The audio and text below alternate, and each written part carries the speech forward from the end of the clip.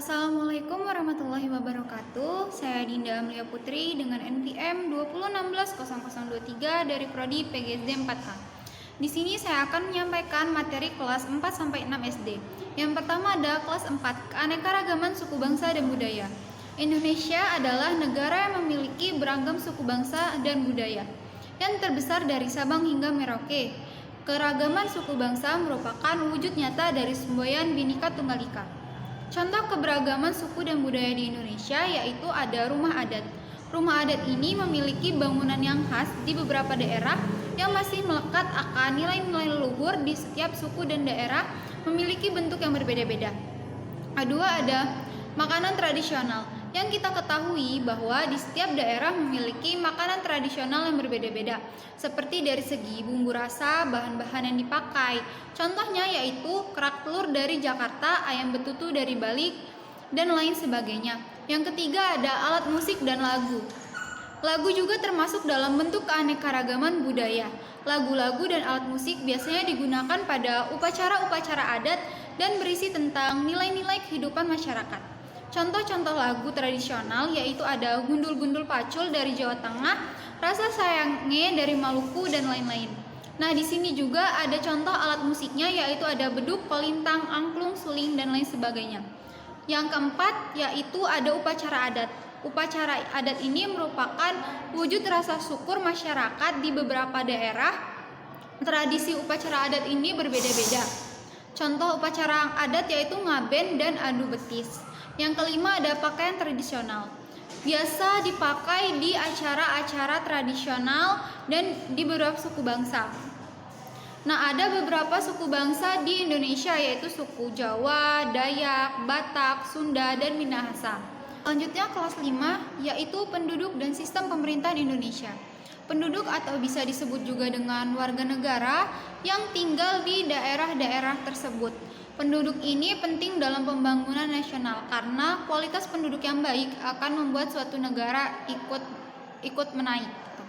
Nah, ada juga pemerintahan Indonesia. Pemerintahan Indonesia ini bentuknya adalah republik, sedangkan sistem pemerintahannya presidensial. Presidensial adalah kepala negara. Presiden dan wakil presiden dipilih langsung oleh rakyat. Sistem pemerintahan ini menggambarkan adanya lembaga-lembaga negara, hubungan lembaga negara dan kerja lembaga negara.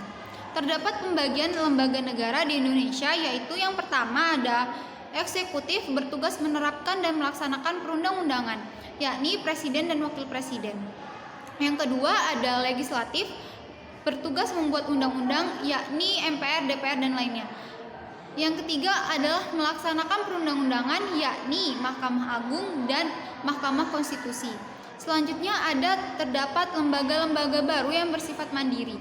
Yang pertama, Badan Pemeriksa Keuangan atau BPK. Ini adalah lembaga negara yang memegang kekuasaan dalam bidang auditor. Nah, selanjutnya yaitu ada yang kedua, Komisi Pemberantasan Korupsi atau KPK. Pembentukan lembaga KPK ini dalam rangka pemberantasan korupsi yang melibatkan kepolisian. Nah, selanjutnya ada kelas 6, penerapan nilai-nilai Pancasila dan hak asasi manusia. Yang pertama ada penerapan nilai-nilai Pancasila. Pancasila akan baiknya diterapkan dalam kehidupan sehari-hari. Mengamalkan nilai-nilai Pancasila diharapkan Indonesia menjadi negara yang hidup secara rukun, damai, dan sejahtera. Contoh penerapan nilai-nilai Pancasila di lingkungan sekolah yaitu yang sila pertama, ketuhanan yang Maha Esa, berdoa sebelum belajar, dan menjalankan ibadah masing-masing. Yang kedua ada kemanusiaan yang adil dan beradab. Contohnya menghormati semua dan menghormati bapak ibu guru di sekolah. Sila yang ketiga yaitu ada persatuan Indonesia. Contohnya bekerja sama dan bangga terhadap keberagaman. Yang keempat yaitu kerakyatan yang dipimpin oleh hikmat kebijaksanaan dalam permusyawaratan perwakilan. Contohnya menghargai pendapat orang lain. Nah, yang kelima ada keadilan sosial bagi seluruh rakyat Indonesia. Contohnya menghormati teman dan bersikap adil. Selanjutnya ada hak asasi manusia. Hak asasi manusia merupakan setiap manusia memiliki hak yang sama dan melekat pada dirinya, berlaku kapan saja, di mana saja, dan terhadap siapa saja. Contoh hak asasi manusia yaitu seperti manusia berhak untuk hidup sejahtera dan setiap manusia berhak mendapatkan hak yang sama. Nah, baik, sekian yang dapat saya sampaikan. Saya akhiri. Wassalamualaikum warahmatullahi wabarakatuh.